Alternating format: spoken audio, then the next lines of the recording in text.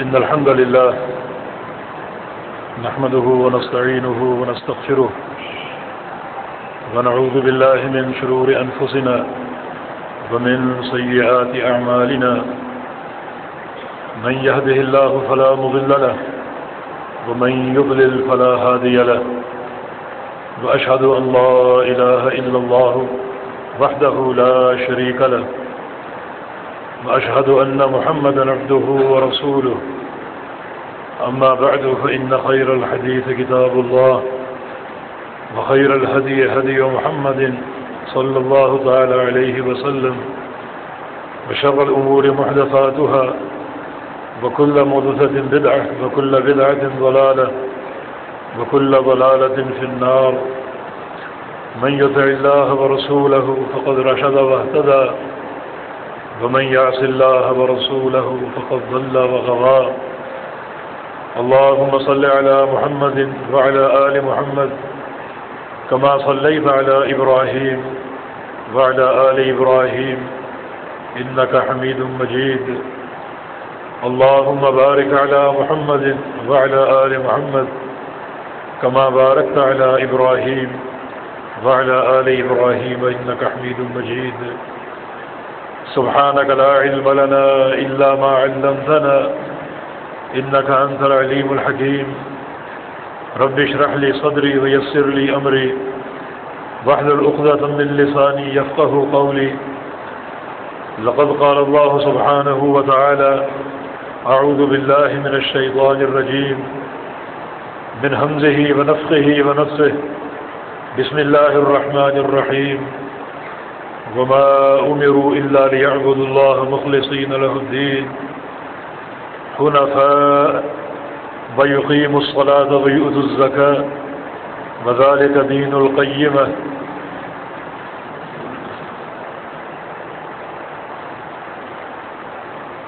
اس وقت انتخابات کی گہمہ گہمی ہے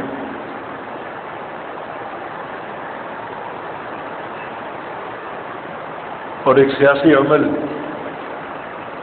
اپنے عروج پر ہے. ہم اہل الحدیث کو ہمیشہ اور ہر دور میں سیاسی کردار ادا کرنا چاہیے، یہ ایک ضروری امر ہے.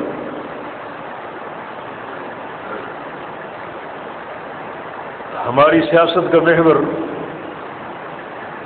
یہ قرآن کی آیت ہے وَمَا أُمِرُوا إِلَّا لِيَعْبُدُوا اللَّهَ مُخْلِصِينَ لَهُ الدِّينَ.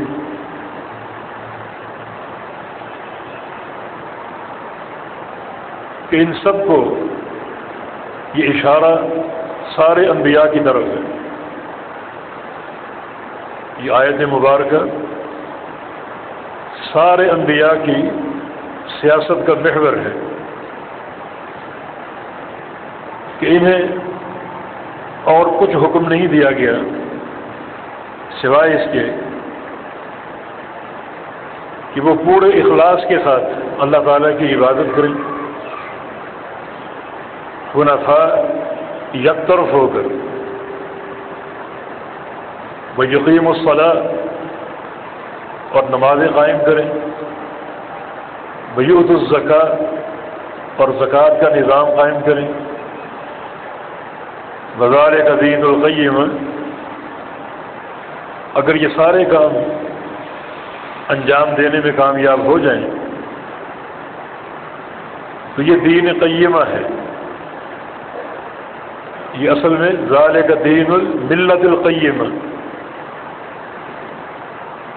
ایک ایسی ملت کا دین ہے، ایک ایسی ملت کا نظام ہے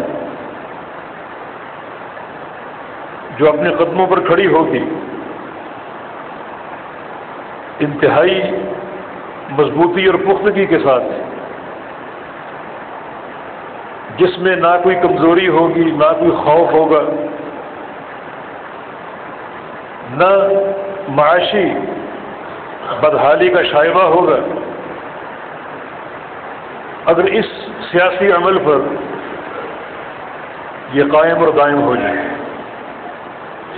نمبر 1 اللہ تعالیٰ کی عبادت، اور وہ بھی اخلاص کے ساتھ۔ اللہ رب العزت کی عبادت میں اور اس کی توحید میں کوئی دنیا کی ہوس نہ ہو، عہدوں کی لالچ نہ ہو، بلکہ اخلاص کے ساتھ اس منہج عبادت پر قائم رہیں۔ اور ساتھ ساتھ شرط یہ ہے کہ حنفاء یک طرف ہو کر، یہ حنفاء حنیف کی جمع ہے، اور حنیف کا معنی وہ شخص جو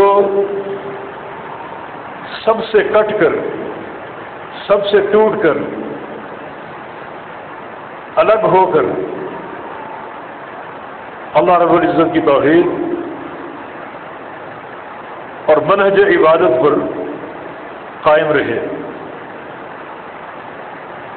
جس کا باطل کے ساتھ، اہل شرک کے ساتھ، اہل بدعت کے ساتھ کوئی تعلق، کوئی دوستی اور کوئی رابطہ نہ ہو، بلکہ اس میں حنیفیت ہو۔ رسول اللہ صلی اللہ علیہ وسلم کی حدیث بھی ہے کہ بعثت بالحنیفیت السمحہ، مجھے حنیفیت کے ساتھ بھیجا گیا ہے۔ میرے دین اور دعوت کا ایک اہم گوشہ یہ ہے کہ اس دین پر چلنے والا اور صراط مستقیم کا سالک ہمیشہ حنیف رہتا ہے، یک طرف رہتا ہے،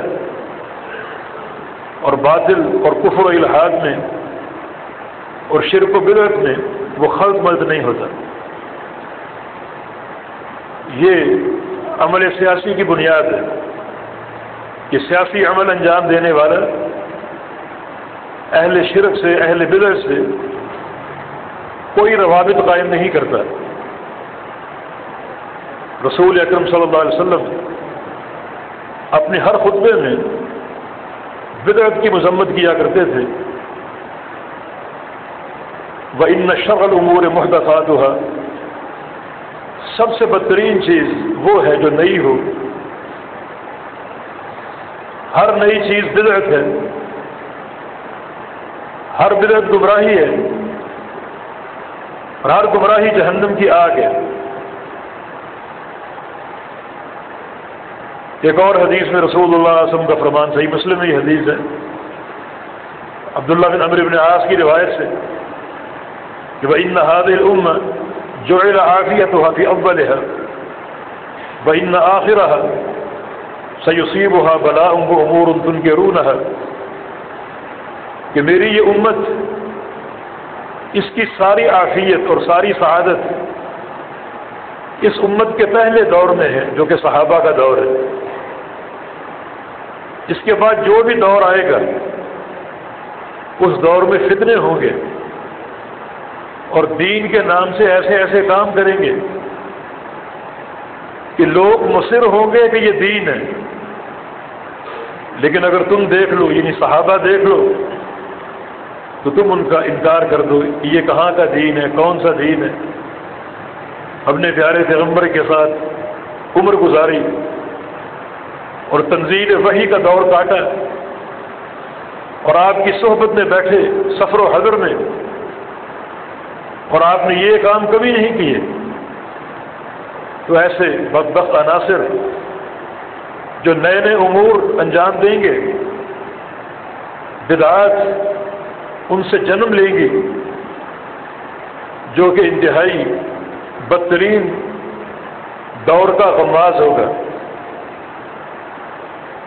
رسول کریم صلی اللہ علیہ وسلم نے اہل بدعت پر مسلسل لعنتیں برسنے کا ذکر فرمایا ہے۔ امام آجوری کتاب الشریعہ میں ایک حدیث لائے ہیں،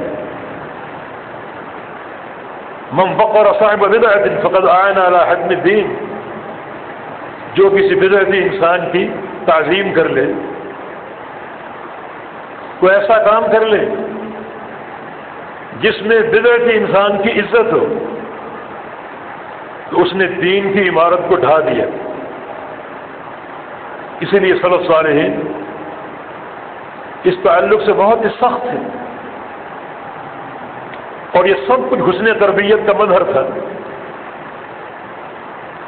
ابراہیم نخعی بہت بڑے تابعی فرمایا کرتے تھے کہ ایاکم والجلوس مع اہل البدع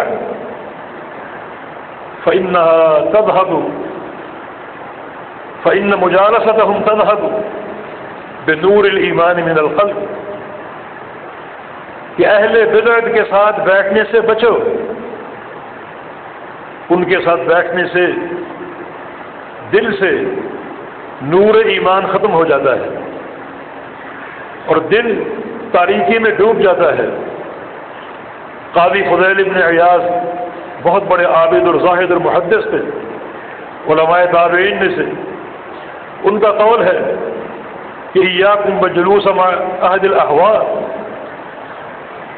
فإنی اخاف ان تنزل علیکم اللعنہ، کہ بدعتی انسانوں کے ساتھ مت بیٹھا کرو، کیونکہ بدعتی انسان پر دن رات اللہ تعالیٰ کی لعنتیں برسنی ہیں، مجھے ڈر ہے کہ وہ لعنتیں تم پر بھی نہ برسنے لگے اور تم بھی باقاعدہ ان لعنتوں میں شریک نہ ہو جاؤ۔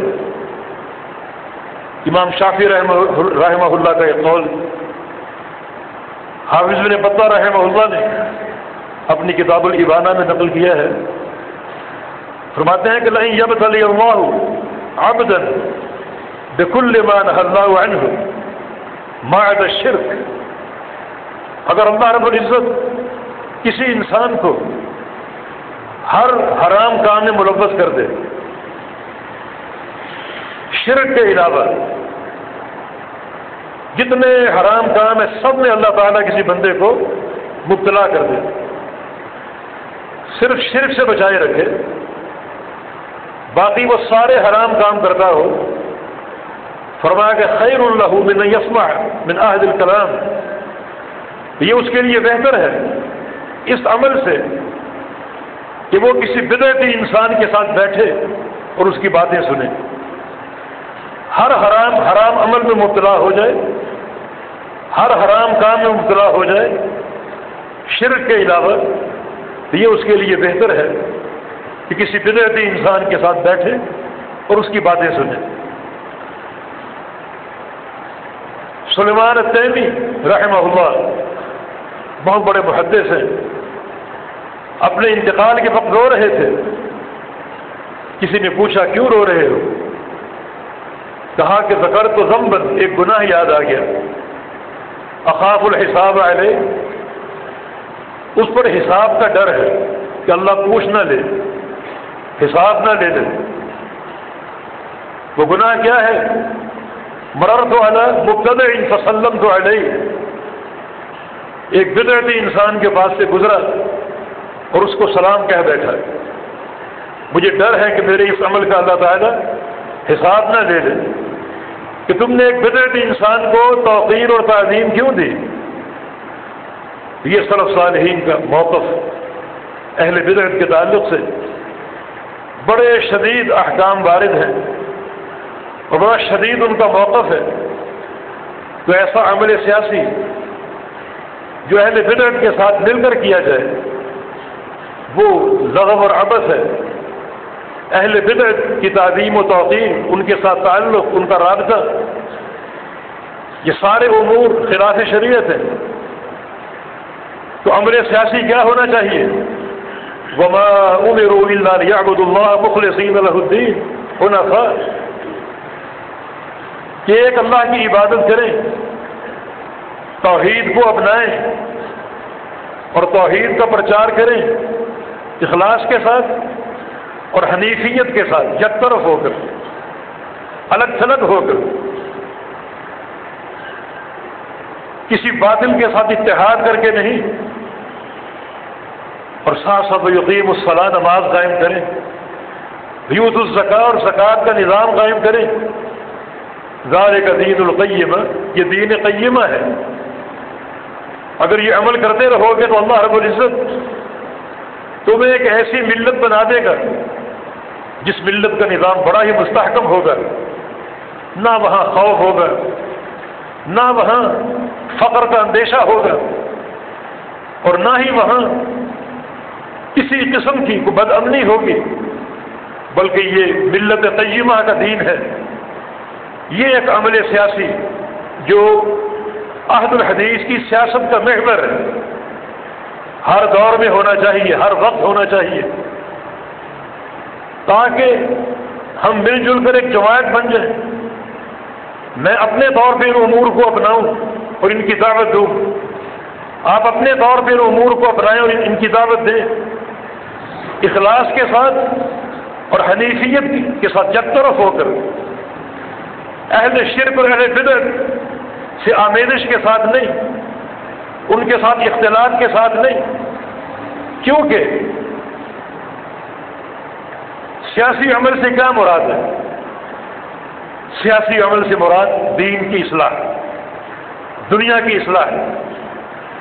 اگر دنیا میں ظلم ہے تو اس کی جگہ عدل قائم ہو، اگر بدعت ہے تو اس کی جگہ رسول اللہ صلی اللہ علیہ وسلم کی سنت قائم ہو، اگر شرک ہے تو اس کی جگہ توحید قائم ہو۔ یہ عمل سیاسی کا محور اور مفہوم ہے۔ سیاست اصلاح کا نام ہے، زمین کی اصلاح کا نام، دنیا کی اصلاح کا نام۔ سیاست ذاتی اقتدار کا نام نہیں ہے، ذاتی اقتدار کے حصول کا نام نہیں ہے۔ ابو موسیٰ اشعری فرماتے ہیں، میری قوم کے دو آدمی مجھے ملے اور کہا کہ ہم نبی علیہ السلام کے پاس جا رہے تھے، چلو تم بھی ہمارے ساتھ ہو لو۔ میں ان کے ساتھ ہو لیا، مجھے معلوم نہیں تھا ان کے دل میں کیا چھپا ہوا ہے۔ جب پیارے پیغمبر کے پاس پہنچے تو انہوں نے سأل الامارہ، نبی علیہ السلام سے درخواست کی کہ ہمیں کسی علاقے کا گورنر لگا دیجیے، کسی علاقے کی گورنری ہمیں دے دیجیے۔ تو رسول اللہ صلی اللہ علیہ وسلم نے ارشاد فرمایا کہ انا لا نعطیھا لمن سألھا، کہ جو عہدے کا طالب ہوتا ہے ہم اسے عہدہ نہیں دیتے، جو زمین پہ اقتدار کا حریص ہوتا ہے ہم اسے اقتدار نہیں دیتے، عہدہ نہیں دیتے۔ یہ تو ان لوگوں کا کام ہے جن کے منہج میں صدق و صفا ہو، جو فعلاً صادق و امین ہو۔ آج کل صادق و امین کے لفظ کی بھی دھجیاں اڑا دی گئی ہیں۔ وہ سارے لوگ صادق اور امین بنے ہوئے ہیں جنہوں نے اسمبلیوں کے 5 سال پورے کیے تو نیم برہمہ عورتوں کے ڈانس دیکھے اور موسیقی اور راگ رنگ سنے، سب اس میں شریک تھے۔ آج وہ سارے کے سارے اپنے سینوں سے صادق و امین کے تمغے سجائے ہوئے اس عمل سیاسی میں شریک ہے۔ یہ کیسا صدق اور کیسی امانت ہے! صدق کیا ہے؟ قال اللہ ھذا یوم ینفع الصادقین صدقہم، اللہ قیامت کے دن فرمائے گا کہ آج کا وہ دن ہے جس دن صرف وہ لوگ کامیاب ہوں گے اور نفع میں آئیں گے جو سچے تھے، ان کا صدق ان کے کام آئے گا۔ جو زبان کے سچے، گفتار کے سچے، عقیدے کے سچے، عمل کے سچے، منہج کے سچے، اللہ کی محبت میں سچے، اللہ کے رسول کی محبت میں سچے، یہ صدق ہے اور یہ شخص صادق ہے۔ اور امین وہ شخص جو امانت دار ہو، جسے معلوم ہو آنکھوں کی امانت کیا ہے، کانوں کی امانت کیا ہے، زبان کی امانت کیا ہے، دل کی امانت کیا ہے، ہاتھوں پاؤں کی امانت کیا ہے، مالی امانت کے کیا تقاضے ہیں، ان سارے امور کا فہم رکھتا ہو، وہ صادق و امین ہے۔ تو کیا وہ لوگ صادق و امین کہلانے کے حقدار ہیں جنہوں نے اپنے 5 سال پورے کرنے پر باقاعدہ میڈیا نے دکھایا کہ نیم برہمہ عورتوں کے ناچ ہو رہے ہیں، گانے چل رہے ہیں، اختلاط کی مجلس قائم ہے، اور سارے صادق و امین بیٹھے وہ سن رہے ہیں اور وہ جو ہے وہ بے حیائی کے مناظر دیکھ رہے ہیں؟ یہ کیسا صدق و امانت ہے! تو عمل سیاسی کیا ہے؟ عمل سیاسی ایک تبدیلی کا نام ہے۔ ظلم کی جگہ عدل قائم کرنا، بدعت کی جگہ سنت قائم کرنا، شرک کی جگہ توحید قائم کرنا۔ اس کام کے لیے عہد و حدیث کا کردار ہمیشہ موجود رہے گا، ہمیشہ قائم رہے گا، اخلاص کے ساتھ، عہدے کی طلب کی نیت سے نہیں، اور حنیفیت کے ساتھ یک طرف ہو کر باطل اور اہل شرک کے ساتھ، اہل بدعت کے ساتھ اختلاط کی صورت میں نہیں۔ ایسا اختلاط کسی نفع کا باعث نہیں بن سکتا اور قطعاً کارآمد نہیں ہو سکتا۔ اللہ رب العزت اس کائنات میں سب سے بڑا مصلح اپنے انبیاء کو قرار دیتا ہے۔ اصلاح کا سب سے نمایاں کام کرنے والے انبیاء کرام ہیں۔ تو انبیاء کیسے ہوتے تھے؟ وہ کس قسم کے صادق و امین ہوتے تھے؟ جس طرح کا صدق و امانت جس کے آج کل راج الاتے جا رہے ہیں، کہ اس قسم کا صدق و امانت انبیاء میں ہوتا تھا۔ آخر الزمان پیغمبر محمد الرسول اللہ صلی اللہ علیہ وسلم، جن کو اللہ تعالیٰ نے چنا، یہ کون نبی تھے؟ حالانکہ غربت تھی، یتیمی تھی، پیدا ہونے سے قبل یتیم ہو چکے تھے، 4 سال کے تھے والدہ فوت ہو گئی، دادا نے کفالت کی، 8 سال کے تھے دادا فوت ہو گئے، دائیاں قبول نہیں کر رہے کہ ہمیں اس گھر سے کیا ملے گا، غربت، فقر۔ اللہ نے چنا، اس نبی کو چنا، مگر نبوت کا تاج سر پہ سجانے سے پہلے 4 دفعہ اس پیغمبر کے سینے کا آپریشن کیا، دل کو باہر نکالا، اور وہ دل جو پہلے سے اجلا تھا، مصفہ اور مجلہ تھا، اس کو 4 بار دھویا مختلف مواقع پر، کبھی زمزم کے پانی کے ساتھ جو دنیا کا سب سے پاک اور بہترین پانی ہے، اور کبھی ان چیزوں کے ساتھ جن چیزوں کا ذکر اللہ کے پیغمبر کی اس دعا میں ہے، وَنَقِّنِي مِنَ الْخَطَايَا بِالْمَاءِ وَالثَّلْجِ وَالْبَرْدِ، یا اللہ مجھے گناہوں سے پاک صاف کر دے، بارش کے پانی کے ساتھ اور برف کے ساتھ جو آسمان سے گرتی ہے، اور اولوں کے ساتھ جو آسمان سے برستے ہیں، یہ سارے طاہر و طیب ہوتے ہیں۔ پیغمبر علیہ السلام اپنے گناہوں کی صفائی کے لیے اللہ تعالیٰ سے دست بدعا ہے کہ یا اللہ مجھے پاک صاف کر دے، بارش کے پانی کے ساتھ اور اولوں کے ساتھ اور برف کے ساتھ۔ اور نبی علیہ السلام کے دل کو کبھی تو زمزم کے پانی سے دھویا گیا، اور کبھی برف، آسمان کی برف کے ساتھ، آسمان کے اولوں کے ساتھ اور آسمان کی پاک بارش کے ساتھ دھویا گیا، 4 مواقع پر۔ حتیٰ کہ غار حرا میں اللہ رب العزت نے جب اپنے فرشتے کو بھیجا پیغام وحی دے کر، تو 4تھی بار اس وقت آپ کا سینہ شق کیا گیا اور آپ کے دل مبارک کو دھویا گیا، اجلا، صاف، نقی، طاہر اور طیب۔ یہ دل اس دل کا حامل ہوتا ہے کسی قوم کا مصلح اور علاقے میں انقلاب کا کام کرنے والا۔ یہ ہر ایک کا کام نہیں ہے، اہل بدعت کا کام نہیں ہے، مشرکین کا کام نہیں ہے، نہ وہ کر سکتے ہیں نہ ان کے ساتھ مل کر کیا جا سکتا ہے، کیونکہ یہ خالص اللہ کے دین کا کام ہے، جس کے لیے حزب اللہ ہوتی ہے، وہ جماعت جو اللہ کی جماعت ہے، جو جماعت توحید سے آراستہ اور پیراستہ ہو، جس جماعت کا ظاہر اور باطن اللہ کے پیارے پیغمبر کی سنت سے منور ہو، جس جماعت کے دل میں اخلاص ہو، اور جس جماعت کے منہج میں حنیفیت ہو، یک طرف ہو جائیں، ہر باطل سے کٹ جائیں، الگ تھلگ ہو جائیں اور دین کا کام کریں۔ اللہ تعالیٰ اس جماعت کے عمل کی برکت سے تبدیلی لانے پر قادر ہے۔ تبدیلی اللہ کے امر سے آتی ہے، اور اس کی قدرت کو ہم کیا جانیں۔ اصحاب الاخدود کے واقعے میں ایک بچے کا کردار کیا تھا جو پوری حکومت سے ٹکرا گیا۔ حکومت نے اس بچے کو مارنے کی بڑی سبیلیں اختیار کی، مگر کامیاب نہ ہو سکی۔ بچے کی استقامت، بچے کا تقوی، منہج توحید پر قائم رہنا، وقت کے باطن سے کٹ جانا، اس کا یہ عمل کس بات پہ منتج ہوا کہ ایک ایسا انقلاب رونما ہو گیا کہ پورا خطہ دین توحید میں داخل ہو گیا۔ یہ عمل سیاسی ہے، بابرکت عمل سیاسی، جس کی برکت سے واقعتاً توحید کا انقلاب آتا ہے، شرک کا کنا کما ہوتا ہے، بدعت کی بےخونی ہوتی ہے اور توحید و سنت کے جھنڈے لہراتے ہیں۔ وہ 7 نوجوان اصحاب الکہف غار والے، مٹھی پر تعداد تھی، صرف 7 کا عدد تھا۔ مشہور قول کے مطابق اللہ رب العزت نے انہیں بھی اسی منہج سے نوازا، وقت کے تابوت سے کٹ گئے، الہاد سے کٹ گئے، ایک غار میں اکٹھے ہو گئے۔ اللہ رب العزت نے ان کے عمل میں برکت ڈال دی، انہیں سلا دیا، ان کا کام اپنے ہاتھ میں لے لیا۔ جب وہ اٹھے تو پوری زمین پر پاکیزگی کا، اصلاح کا اور توحید و سنت کا نظام قائم ہو چکا تھا اور ایک انقلاب برپا ہو چکا تھا۔ یہ میرے پروردگار کی قدرت ہے۔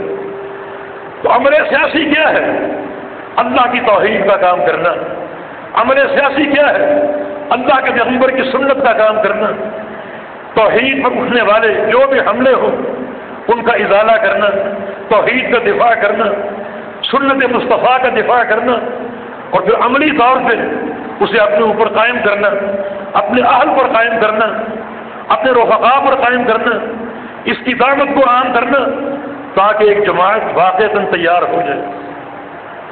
یہ جماعت کیا ہے؟ اصل کردار اس جماعت کا ہے۔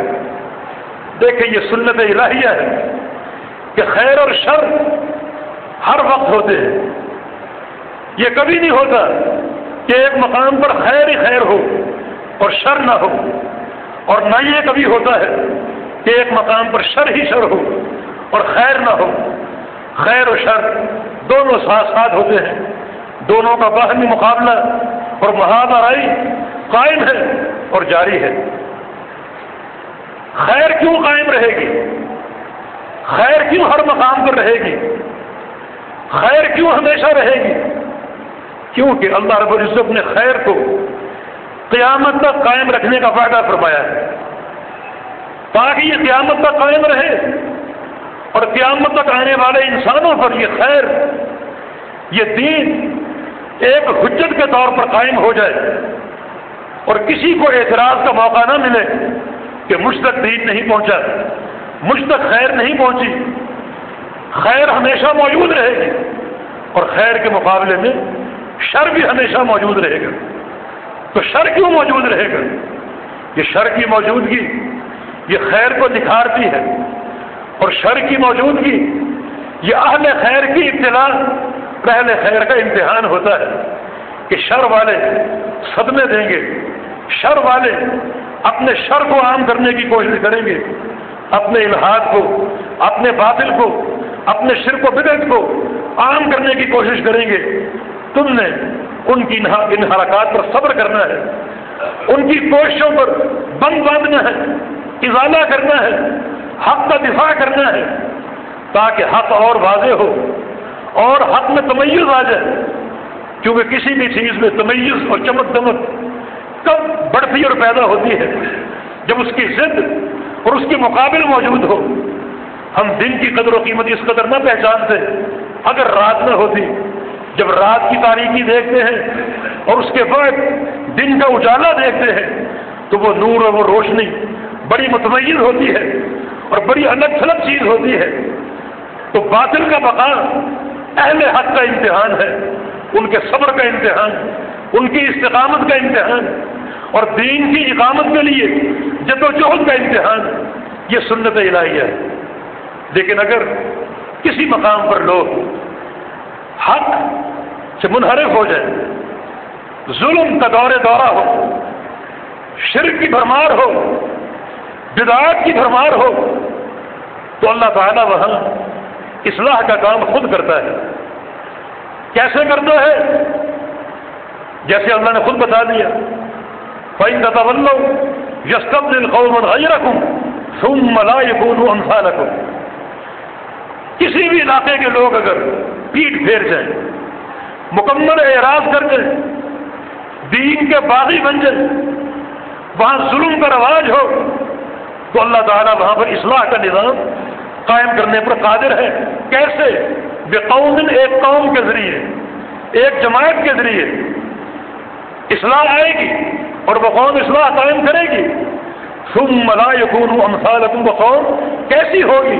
تم جیسی نہیں ہوگی کہ تمہارے اندر شرک و بدعت ہے اور باطل ہے، الحاد ہے وہ قوم شرک سے پاک ہوگی، توحید سے منور ہوگی، بدعت سے پاک ہوگی، سنت سے آراستہ ہوگی، ظلم سے پاک ہوگی، عدل پر قائم ہوگی، گناہوں سے پاک ہوگی اور نیکی اور تقوی پر قائم ہوگی، منہج توبہ اور استغفار پر قائم ہوگی۔ وہ قوم ایسی ہوگی، اس قوم کے ذریعے اللہ تعالیٰ انقلاب لائے گا، تبدیلی لائے گا، اصلاح کا نظام قائم کرے گا۔ تو وہ قوم کہاں سے آئے گی؟ تو زمین سے اگے گی یا آسمان سے ٹپکے گی؟ نہیں، وہ قوم موجود ہوگی۔ اس قوم کو تیار کرنا یہ عہد الحدیث کی سیاست ہے، جس سے اور کوئی باخبر نہیں۔ یہ عہد الحدیث کی سیاست ہے کہ جو وقت کے تواقیت ہیں ان سے کٹ کر اپنے اس منہج پر تم چلو، پوری استقامت کے ساتھ، اخلاص کے ساتھ، استقامت کے ساتھ، توحید و سنت کے نور سے آراستہ ہو کر خود آراستہ ہو جاؤ اور اپنے تعلق داروں کو آراستہ کرو، حتیٰ کہ ایک ایسی جماعت بن جائے جو جماعت واقعتاً اللہ تعالیٰ اس کے ذریعے اصلاح کا کام لے لے۔ وہ جماعت کیسی ہوتی ہے؟ فرمایا کہ یا ایھا الذین آمنوا من یرتد منکم عن دینہ فسوف یأتی اللہ بقوم یحبهم یحبونہ۔ اے ایمان والو، اگر تم اس دین سے مرتد ہو جاؤ، سارے کے سارے اس دین کو چھوڑ دو، باغی بن جاؤ، ہر طرف باطل کا رواج ہو اور شرک و بدعت کا رواج ہو، تو کیا ہوگا؟ سنت الہیہ کیا ہے؟ فسوف یأتی اللہ بقوم، اللہ ایک قوم کو لائے گا تمہاری جگہ۔ تمہیں حکومت دی تھی، تم باطل پرست بن گئے، تم سے چھین لے گا، تمہاری جگہ ایک قوم کو لائے گا۔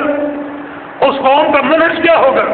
یحبہم، اللہ ان سے محبت کرے گا، تو یحبونہ، اور وہ اللہ سے محبت کرے گا۔ جو جماعت آئے گی اس جماعت کا تمیز محبت الہی کی بنیاد پر ہوگا۔ اللہ تعالیٰ کو اس جماعت سے محبت ہوگی، اس جماعت کو اللہ سے محبت ہوگی، اور دین اسلام میں اللہ تعالیٰ کی محبت کی ایک ہی اساس ہے، ایک ہی بنیاد ہے، اور وہ کیا ہے؟ قل ان کنتم تحبون اللہ فاتبعونی یحببکم اللہ۔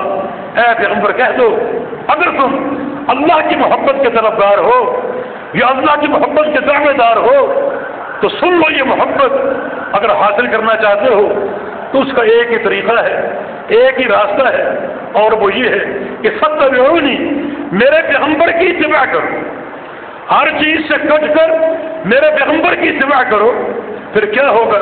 یحببکم اللہ، تم سے اللہ محبت کرے گا۔ تو اب کڑی سے کڑی ملائیں، اگر کسی مقام پر باطل کا رواج عام ہو جائے تو اللہ ایک جماعت کے ذریعے اصلاح کا کام کرے گا۔ وہ جماعت اس باطل جماعت جیسی نہیں ہوگی کہ ان کے ساتھ باہمی اختلاف کر لیا جائے، کچھ لو اور کچھ دو کی سیاست ہو، ہرگز نہیں، بلکہ ثم لا یکونوا امثالکم، وہ جماعت تم جیسی نہیں ہوگی۔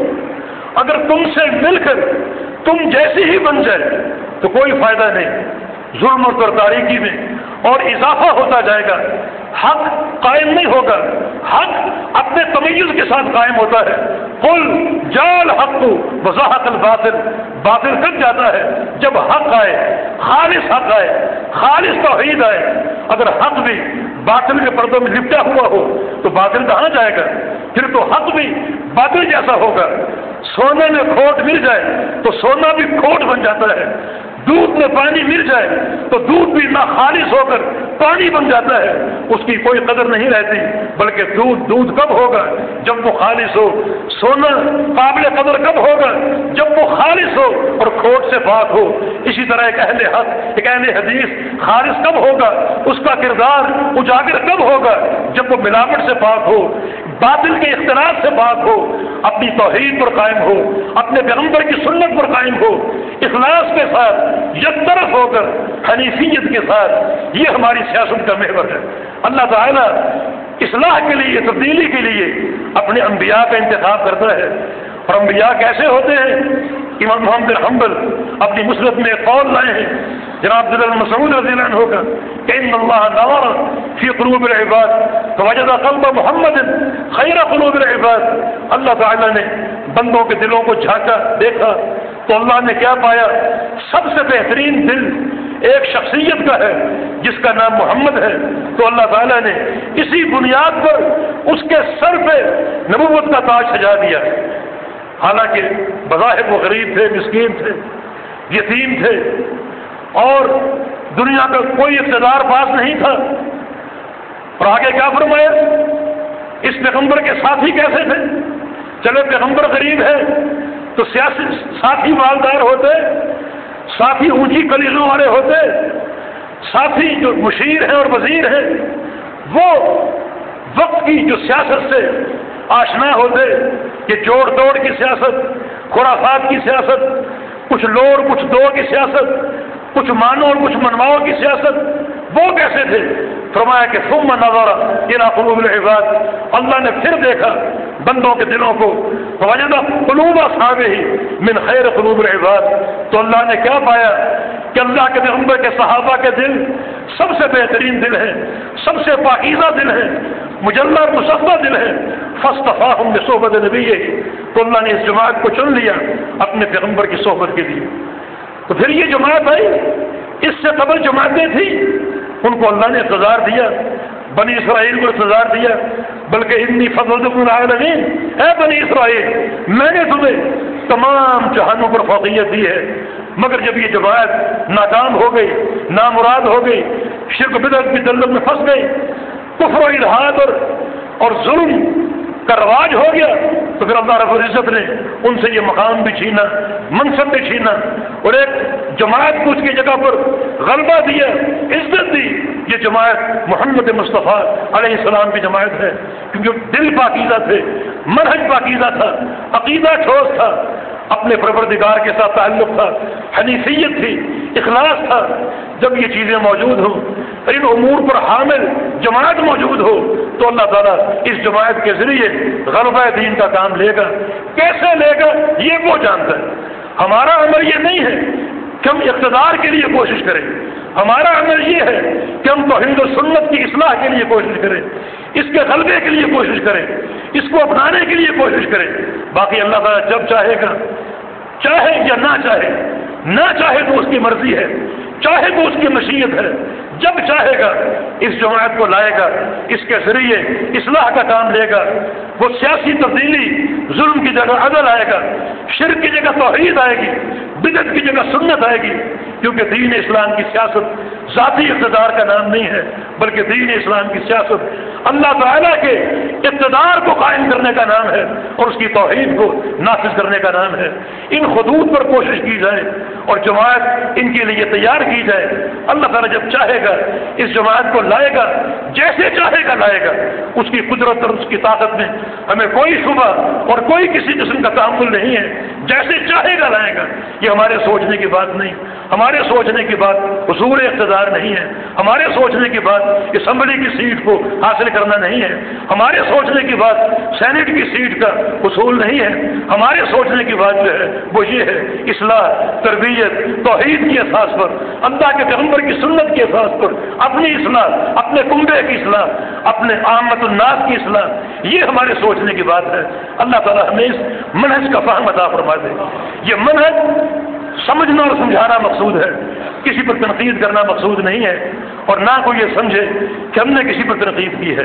اور یہ بات بھی میں اچھی طرح سمجھتا ہوں کہ جو لوگ جمہوری سیاست میں کسی طرح انوالو ہیں وہ اس قدر بے قدرے ہیں کہ ان کا ذکر کر کے جمعے کے خطبے کی مبارک ساعتیں ہم برباد نہیں کر سکتے۔ ایسے لوگوں کے تذکرے پر ہم تو منہج سمجھنا چاہتے ہیں اور سمجھانا چاہتے ہیں۔ اللہ ہم کو فہم عطا فرما دے۔ اقول قولی ھذا واستغفر اللہ لی ولکم وآخر دعوانا ان الحمد للہ رب العالمین۔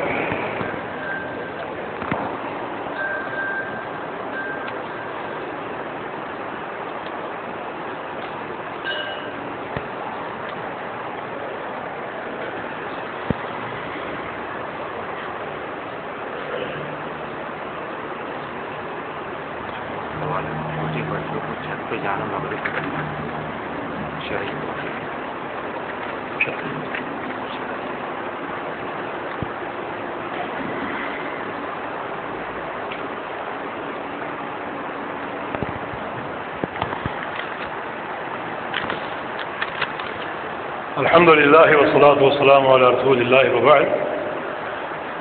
ایک سوال پوچھا گیا کہ چھوٹے بچوں کا مغرب کے بعد چھت پر جانا کیسا ہے؟ جانے سے منع کیا گیا، چھت پہ جانا یا باہر جانا، کیونکہ رسول اللہ صلی اللہ علیہ وسلم کا فرمان ہے کہ جب سورج ڈوبتا ہے یہ بہت سی بلائیں، یہ بدروہیں یہ زمین پر پھیل جاتی ہیں اور اپنا غلط کردار ادا کرنے کی کوشش کرتی ہیں۔ چنانچہ شام ہوتے ہی اس امر کی ہیبت کی بنا پر بچوں کو گھر میں رکھنا چاہیے، دروازے بند کر کے باہر نہ جانے دیا جائے اور نہ چھت پہ کھلا ان کو چھوڑا جائے، کیونکہ یہ چیز ان کے لیے نقصان کا باعث ہو سکتی ہے۔ بسم اللہ الرحمن الرحیم، قل اعوذ برب الفلق من شر ما خلق ومن شر غاسق اذا وقب۔ اے پیغمبر کہہ دیجیے میں پناہ پکڑتا ہوں اس رب کی جو صبح کا رب ہے۔ پناہ کس چیز سے پکڑتا ہوں؟ من شر ما خلق، ہر اس چیز کے شر سے جو اس نے پیدا کیا، اور کس چیز کو؟ من شر غاسق اذا وقب، اور تاریکی اور اندھیرے کے شر سے جب وہ چھا جائے اور پھیل جائے۔ جب یہ تاریکی چھاتی اور پھیلتی ہے تو بہت سے شر ساتھ لے کر نکلتی ہے، بہت سی خبیث ارواح پھیل جاتی ہیں، چور ڈاکو باہر نکل آتے ہیں، فاحشہ عورتیں باہر نکل آتی ہیں، اور بہت سے بلوں سے سانپ بچھو باہر نکل آتے ہیں۔ یہ رات کی تاریکی کا فائدہ اٹھاتے ہیں۔ جادوگر خبیث طبقہ اپنے عمل کا آغاز رات کی تاریکی ہی میں کرتا ہے، تو اللہ تعالیٰ نے ہمیں تعلیم دی کہ آپ رات کے شر سے پناہ طلب کریں۔ نبی علیہ السلام کی حدیث بھی ہے۔ اور پناہ کس کی طلب کریں؟ رب الفلق کی، جو صبح کے اجالے کا رب ہے، جو نور کا رب ہے۔ اس نے شر بھی پیدا کیا تاریکی کی صورت میں اور نور بھی۔ یہ نور کے رب کی پناہ طلب کریں کہ ہم کو نور عطا فرما دے اور شر کے جو مصائب ہیں ان سے ہم کو دور رکھے۔ بہت سے ساتھیوں نے دعا کی اپیل کی، ایک بچہ خاص طور پہ جو ہسپتال میں داخل ہے، پیدائشی مرض ہے، اس میں دعا کریں کہ اللہ کو صحت کاملہ عطا فرما دے۔ اللہ رب العزت تمام بیماروں کو، بھائیوں اور بہنوں کو صحت کاملہ و عاجلہ عطا فرما دے، اور جو بھی ساتھی کسی اعتبار سے پریشان ہیں اللہ رب العزت ان سب کو عافیت عطا فرما دے۔ یہ آج کا اعلان مدرسہ محمدیہ تعلیم القرآن الحدیث کے لیے، یہ خان بیلہ ایک علاقہ جلال پور پیر والا کے قریب، یہ ملتان کے نواح میں ایک بستی ہے، اور یہ ہمارے کراچی شہر کے معروف مبلغ اور المعہد السلفی لتعلیم و تربیہ کے مدرس اور نائب مدیر مولانا داؤد شاکر حافظ اللہ کا علاقہ ہے۔ ان کے والد شیخ عبدالغفار وہ بھی ایک عالم ہے، اور اپنے فقر کے باوجود انہوں نے اپنے تمام بچوں کو دین کی تعلیم دلوائی۔ ان کے سارے بچے یا تو عالم ہیں اور یا پھر قرآن پاک کے حافظ ہیں، مساجد کا امام اور خطباء ہیں اور مدرس ہیں، اور ایک بڑا علمی کام انجام دے رہے ہیں۔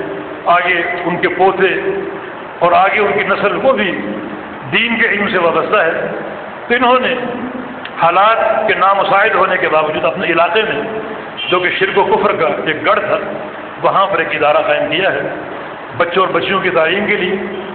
شروع میں خدشات تھے، مگر الحمدللہ بہت یہ کامیاب ہو چکا ہے، اور ایک بڑی کثیر تعداد یہاں پر مستفید ہو رہی ہے، اور معلمین اور معلمات جو ہیں وہ اپنا کام انجام دے رہے ہیں تعلیم و تربیت کا۔ تو اس ادارے کے اخراجات کے لیے مولانا داؤد صاحب کے بھائی حافظ ابراہیم صاحب خود آئے ہیں، جو اس ادارے کے ناظم بھی ہیں۔ تو آپ تعاون کیجیے تاکہ یہ ادارے اور جو ان کا کردار ہے وہ اللہ کی توفیق سے قائم رہے۔ انشاءاللہ یہ تعاون صدقہ جاریہ ہوگا، اور جو بچہ ایک لفظ بھی قرآن کا پڑھ لے اس کا ثواب آپ کو ملے گا، جو بچہ ایک حدیث پڑھ لے اس کا اجر آپ کو ملے گا۔ تو بحمدللہ انہوں نے اپنی کوشش کر لی ادارہ قائم کر کے، ہم اپنی کوشش کریں اب اللہ نے جو مال دیا اور نوازا اس میں سے ایک حصہ خرچ کر کے اس کی اعانت کے لیے، تاکہ وہ ادارے قائم رہیں اور یہ علم کی سرپرستی جاری اور قائم رہے۔ اللہ پاک توفیق عطا فرما دے اور اللہ قبول بھی فرما دے۔ ان الحمد للہ نحمده ونستعینه ونستغفره ونعوذ باللہ من شرور انفسنا وسیئات اعمالنا من يهده الله فلا مضل له ومن يضلل فلا هادي له وأشهد أن لا إله إلا الله وحده لا شريك له وأشهد أن محمدا عبده ورسوله. أما بعد فإن خير الحديث كتاب الله وخير الهدي هدي محمد صلى الله تعالى عليه وسلم وشر الأمور محدثاتها وكل محدثة بدعة وكل بدعة ضلالة وكل ضلالة في النار. من يطع الله ورسوله فقد رشد واهتدى ومن يعص الله ورسوله فقد ضل وغوى.